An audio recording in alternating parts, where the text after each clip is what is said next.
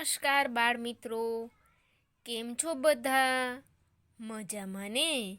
ધોરણ 6 વિષય સામાજિક વિજ્ઞાન એટલે કે સોશિયલ સાયન્સ, જેને ટૂંકમાં SS કહેવામાં આવે છે. તો બાળ મિત્રો, સામાજિક વિજ્ઞાનના ઇતિહાસ પાઠ 5, 6 અને 7ની વિસ્તૃતપૂર્વકની સમજૂતી મેળવ્યા બાદ પાઠ 8 ભારત વર્ષની ભવ્યતા વિશે આપણે વિડીયો દ્વારા માહિતી મેળવી અને ત્યારબાદ આપણે પાઠ 8ની વિસ્તૃતપૂર્વકની સમજૂતી મેળવી રહ્યા છીએ.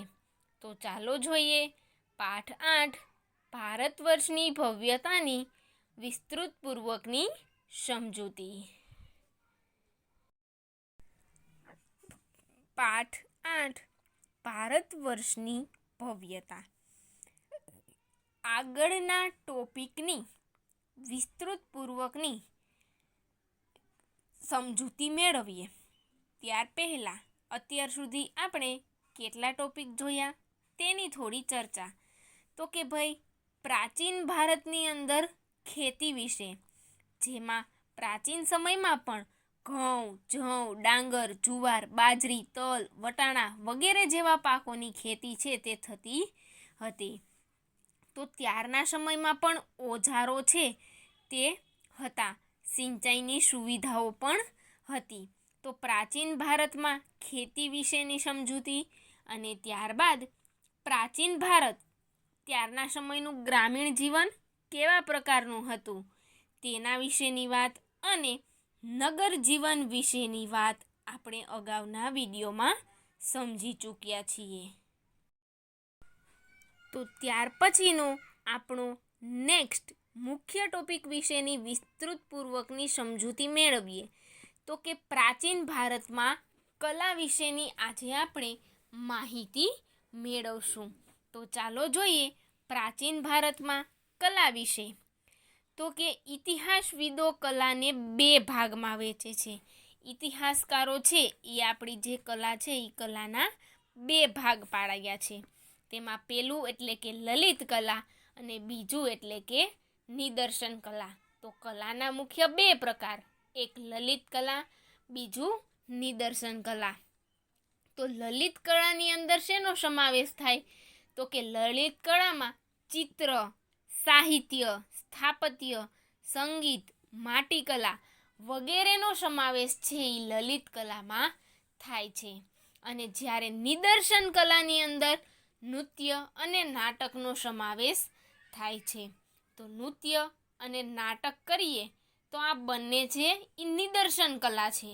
જ્યારે લલિત કલાની અંદર કોઈ ચિત્ર છે, કોઈ સાહિત્ય એવું લખાયેલું હોય, કોઈ સ્થાપત્ય એટલે કે મંદિર ને એ બધું છે, તો એને પછી માટીકલા, માટીના કોઈ પણ નમૂના બનાવેલા છે.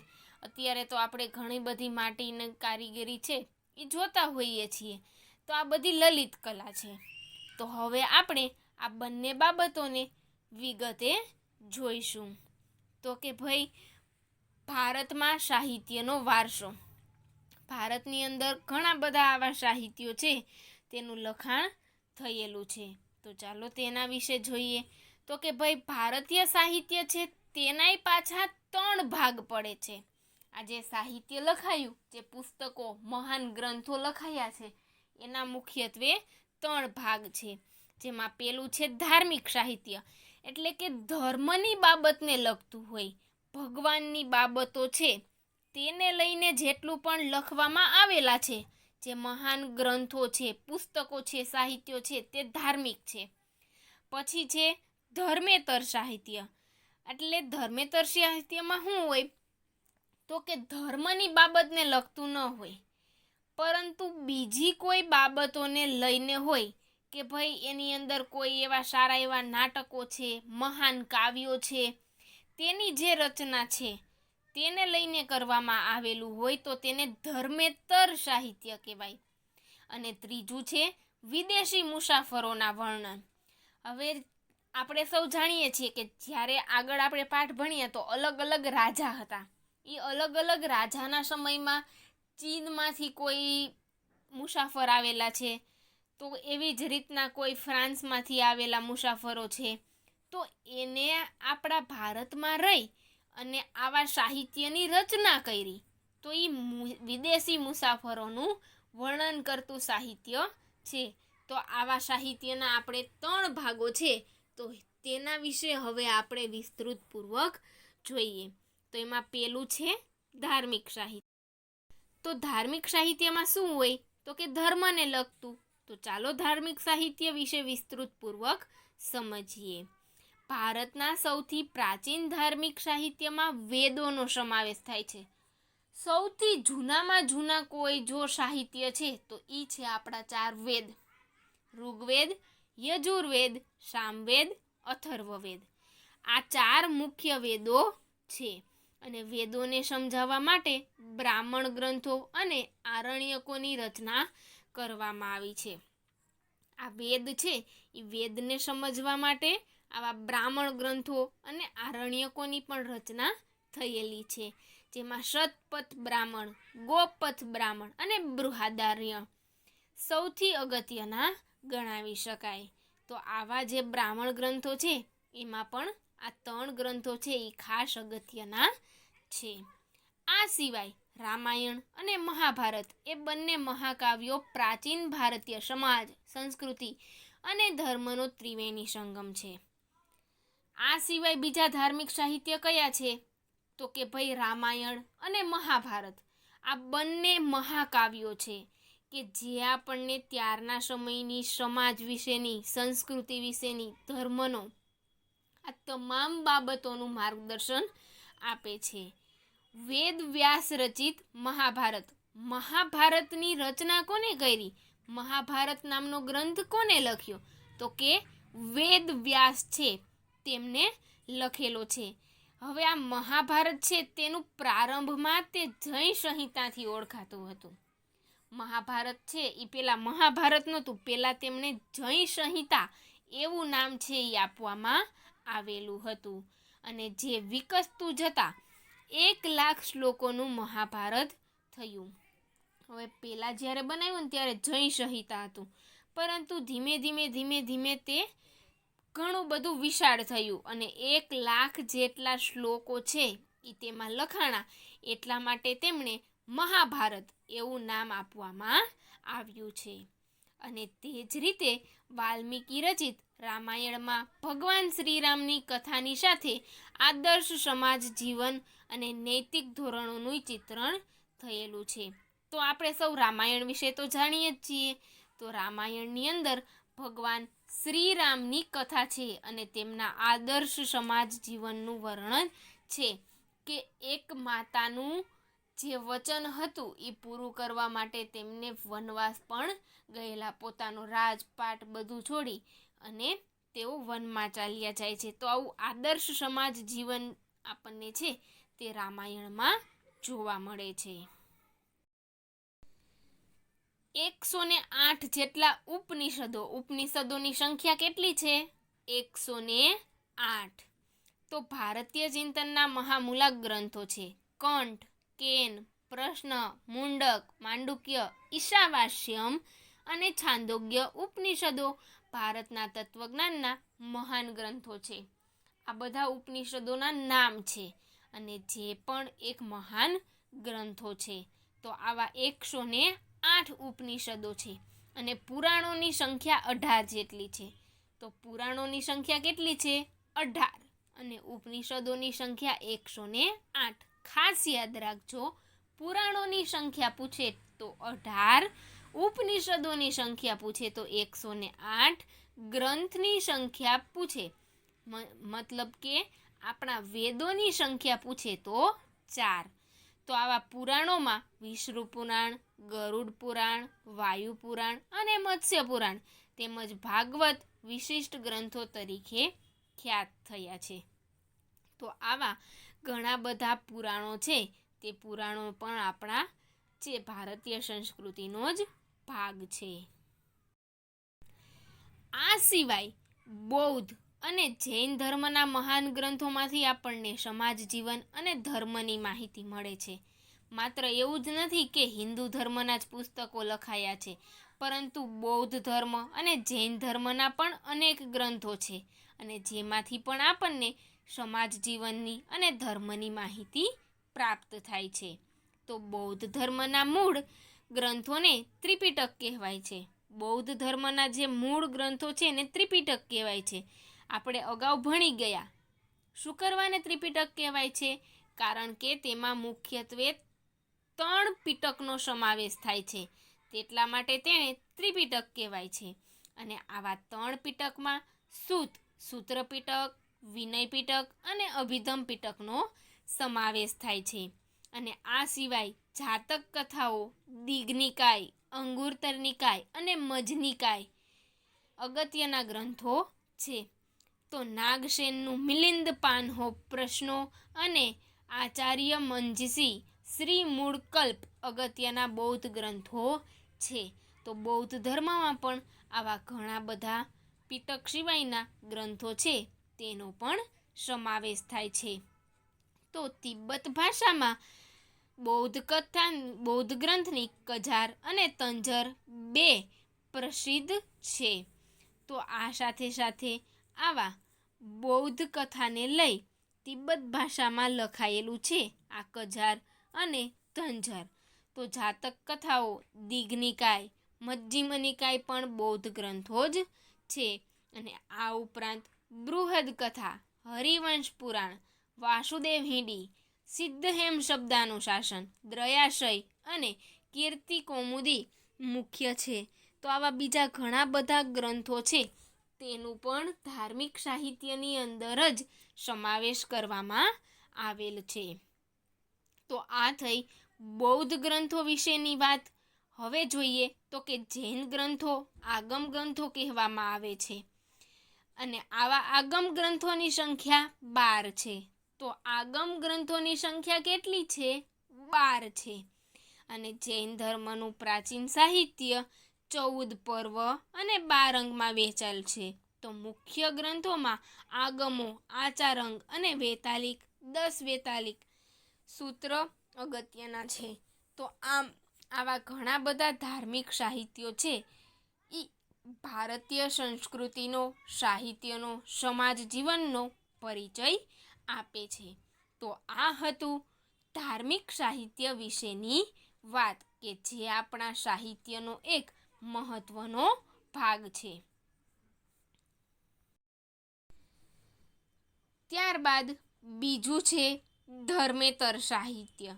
તો હવે આપણે ધર્મેતર સાહિત્ય વિશેની માહિતી મેળવશું, જેની અંદર ધર્મને લગતું ન હોય, પરંતુ બીજા અન્ય નાટકો, નૃત્યો, મહાકાવ્યો, કાવ્યોની સમાવેશ થતો હોય છે. તો ચાલો જોઈએ ધર્મેતર સાહિત્ય. જેમની વિષય વસ્તુ ધર્મ બહારની છે, તેવા સાહિત્યિક ગ્રંથો ધર્મેતર સાહિત્ય તરીકે ઓળખાય. ધર્મને લગતું ન હોય તો તેને ધર્મેતર સાહિત્ય કહેવાય. અને તેમાં મોટા ભાગે કાવ્ય, નાટકો, પ્રશસ્તિઓ, વ્યાકરણ ગ્રંથો અને સ્મૃતિઓનો સમાવેશ થાય છે. અને આ જ સ્મૃતિઓ એ ભારતના કાયદા ગ્રંથો છે, જેમાં મનુસ્મૃતિ, યાજ્ઞવલ્ક્ય સ્મૃતિ અને નારદ સ્મૃતિનો સમાવેશ થાય છે. અને કૌટિલ્યનું અર્થશાસ્ત્ર પણ કાયદા ગ્રંથ જ છે. તો આમ આવા ઘણા બધા કાયદા ગ્રંથો છે, તેને પણ ધર્મેતર સાહિત્ય તરીકે જ ઓળખવામાં આવે છે. પ્રાચીન ભારતમાં મોટા પ્રમાણમાં નાટકો અને કાવ્યોની રચના થઈ છે. પ્રાચીન સમયની અંદર ઘણા બધા એવા નાટકો અને કાવ્યોની પણ રચના થઈ છે, જેમાં મહાકવિ ભાસ, કાલિદાસ, શૂદ્રક, ભારવી જેવા મહાન સાહિત્યકારોનો સમાવેશ થાય છે. તો એવા ઘણા બધા સાહિત્યકારો છે કે જેને આવા અલગ અલગ નાટકો અને કાવ્યોની રચના કરી છે. તો આવા જ અગત્યના મહાકાવ્ય અને નાટકોમાં અભિજ્ઞાન શાકુંતલમ, રઘુવંશમ, મેઘદૂતમ, કિરાતાર્જુનીયમ, સ્વપ્નવાસવદત્તમ અને મૃચ્છકટિકમ વગેરેનો સમાવેશ થાય છે. તો આવા ઘણા બધા સાહિત્યકારો છે કે જેમને આવા મહાન મહાન નાટકોની રચના કરેલી છે. તો આ અભિજ્ઞાન શાકુંતલમ, રઘુવંશમ, આ બધા જ નાટકોની રચના છે તે કરવામાં આવેલી છે અને જે પ્રાચીન સમયના મહાન નાટકોમાં ગણવામાં આવે છે. દક્ષિણ ભારતમાં એક વિશિષ્ટ સાહિત્ય જેને સંગમ સાહિત્ય કહેવામાં આવે છે, તો તેની રચના ઈસવીસનની પ્રથમ 3 સદીઓમાં થઈ હતી. મદુરાઈમાં 3 સંગમ સભામાં 1600 જેટલા લોકકવિએ વીર કાવ્યોની રચના કરી અને આ સાહિત્યમાં શિલ્પપદીકારમ, મણિમેખલાઈ ખૂબ જ અગત્યના છે. તો દક્ષિણ ભારતના એક ભાગ છે કે જેમાં સાહિત્યની રચના કરવામાં આવી હતી અને તેને સંગમ સાહિત્ય તરીકે ઓળખવામાં આવે છે અને તેમાં પણ ખૂબ જ મહત્ત્વના એવા વીર કાવ્યોની રચના કરવામાં આવી હતી. તો સંસ્કૃત ભાષામાં સર્વશ્રેષ્ઠ વ્યાકરણ ગ્રંથ પાણિની વ્યક્તિનું નામ છે, એનો અષ્ટાધ્યાયી છે. તો સંસ્કૃતનો એક સરસ મજાનો વ્યાકરણ ગ્રંથ છે જે પાણિની નામની એક વ્યક્તિએ અષ્ટાધ્યાયી નામનું પુસ્તક લખેલું છે અને જે ઈસવીસન પૂર્વે 5મી સદીમાં રચાયું હતું. તો અશોકના શિલાલેખો પણ પ્રાચીન ભારતના ઇતિહાસ, મૌર્ય સામ્રાજ્યનો વહીવટતંત્રો તથા બૌદ્ધ ધર્મના નૈતિક નિયમો વગેરે વિશેની માહિતી આપે છે. તો અશોકના શિલાલેખો છે તે પણ ખૂબ જ પ્રચલિત છે. તો તેમાં પણ તેમને મૌર્ય સમાજના વહીવટતંત્ર વિશેની, બૌદ્ધ સામ્રાજ્ય વિશેની અને બૌદ્ધ ધર્મમાં કેવા કેવા નિયમ પાળવાની તેની તમામ માહિતી આપી છે. તો ગુપ્ત કાળમાં પ્રશસ્તિ કાવ્યો અને ગ્રંથોનો પણ ઘણો વિકાસ થયો છે. તો સમુદ્રગુપ્તની પ્રયાગ પ્રશસ્તિના લેખક હરિસેન હતા. તો ઉદયગીરીની ચંદ્રગુપ્ત દ્વિતીયની પ્રશસ્તિના લેખક વીરસેન સાબા હતા અને બાણે નામના વ્યક્તિએ હર્ષચરિતમમાં હર્ષની પ્રશસ્તિ કરી છે. તો આવા ઘણા બધા અલગ અલગ ધર્મેતર સાહિત્યનો વિકાસ પણ પ્રાચીન સમયમાં જ થયો હતો. તો લગભગ ઈસવીસન 3થી લઈ અને 5મી સદીમાં આવા અનેક પ્રકારના કાવ્યો અને નાટકોની રચના છે એ કરવામાં આવેલી હતી કે જે આજે પણ લોકોના હોઠ ઉપર આપણને સાંભળવા મળતી હોય છે. તો આ હતું સાહિત્યિક વારસાનો બીજો ટોપિક, ધર્મેતર સાહિત્ય. તો ત્યાર પછીનો નેક્સ્ટ ત્રીજું છે વિદેશી મુસાફરોનું વર્ણન. ભારતમાં આપણી સંસ્કૃતિનો અને અલગ અલગ પ્રકારની આ સૌંદર્યનો અનેક વિદેશી લોકોનું આકર્ષણ બન્યું છે અને તેના કારણે વિદેશમાંથી અનેક લોકો પ્રવાસ માટે આવતા હતા. તો તેમણે આ પ્રવાસોની નોંધ કરી છે અને જે એક સાહિત્ય તરીકે સચવાયેલું છે. તો ચાલો જોઈએ વિદેશી મુસાફરોના વર્ણનો વિશેની વિસ્તૃતપૂર્વકની ચર્ચા. ભારતમાં સદીઓથી અનેક વિદેશી પ્રવાસીઓ આવતા રહ્યા છે અને જેમણે પોતાના ભારત પ્રવાસના વર્ણનો લખ્યા છે. ભારતમાં ઘણા બધા લોકો મુસાફરીએ કરવા માટે આવ્યા અને તેમણે આ મુસાફરીનું વર્ણન છે તે લખ્યું છે અને તેમની આ પ્રવાસ નોંધોમાંથી ભારતીય સંસ્કૃતિ અને પ્રજાજીવનની માહિતી મળે છે અને આ જે મુસાફરોએ વર્ણન છે એ કર્યું છે તેમાંથી આપણને આપણા ભારતની પ્રાચીન સમયની માહિતી મળે છે અને આવા જ મુસાફરોના ચંદ્રગુપ્ત મૌર્યના દરબારમાં રહેલા ગ્રીક એલચી મેગેસ્થનીસ ખૂબ જ અગત્યના છે. આપણે જ્યારે મૌર્ય સામ્રાજ્ય વિશેની વાત ભણી હતી ત્યારે અભ્યાસમાં આ મેગેસ્થનીસ વિશે આપણે ભણી ગયા કે જેમને ઇન્ડિકા નામનો એક મહત્ત્વનો ગ્રંથ લખ્યો છે અને તેમણે ઇન્ડિકા નામનો એક ઉત્કૃષ્ટ ગ્રંથ લખ્યો છે અને જેમાં મૌર્ય યુગ વિશે આપણને માહિતી પ્રાપ્ત થાય છે. તો એ જ પ્રમાણે ગ્રીક નાવિક ટોલેમીએ ભૂગોળ વિશે લખેલા ગ્રંથમાંથી ભારતના બંદરો વિશેની માહિતી મળે છે. તો આ ટોલેમી નામનો જે એક મુસાફર હતો તેમણે ભારતના ભૂગોળ વિશેની ઘણી સારી એવી માહિતી આપી છે. અને એ જ પ્રમાણે અલગ અલગ માહિતી પ્રાપ્ત થાય છે. તો ચંદ્રગુપ્ત દ્વિતીયના સમયમાં આવેલા ચીનના મુસાફર ફાહિયાને અને સમ્રાટ હર્ષવર્ધનના સમયમાં આવેલા ચીની મુસાફર યુએન શ્વાંગે તત્કાલીન ભારતીય સમાજ જીવન, શાસકો અને સંસ્કૃતિનું અદ્ભુત ચિત્રણ કર્યું છે. તો હર્ષવર્ધનનો સમય હતો, હમણાં આગળનો પાઠ ભણ્યો તેમાં જ આપણે જોયું કે હર્ષવર્ધનના સમયમાં આ યુએન શ્વાંગ નામનો મુસાફિર આવ્યો હતો અને તેમને પણ અદ્ભુત વર્ણન છે એ ભારતીય સંસ્કૃતિનું કરેલું છે. તો આમ આપણને આ વિદેશી મુસાફરોના વર્ણનમાંથી પણ અલગ પ્રકારની માહિતીઓ પ્રાપ્ત થાય છે અને જે ભારતીય સંસ્કૃતિનું એક અનોખું ઉદાહરણ ઉપલબ્ધ કરાવે છે. તો બાળ મિત્રો, આ હતો પાઠ 8 ભારત વર્ષની ભવ્યતા વિશેની વિસ્તૃતપૂર્વકની સમજૂતી, જેમાં આપણે ભારત વર્ષની કલા, તો આ કલામાં 2 કલા, લલિત કલા અને નિદર્શન કલા. તો આ લલિત કલાના જ એક ભાગરૂપે આપણે ભારતના સાહિત્યિક વારસાની વિસ્તૃતપૂર્વકની સમજૂતી મેળવી. તો આ સાહિત્યિક વારસાના મુખ્ય 3 ટોપિક ધાર્મિક સાહિત્ય, ધર્મેતર સાહિત્ય અને વિદેશી મુસાફરોના વર્ણન વિશે આપણે માહિતી મેળવી.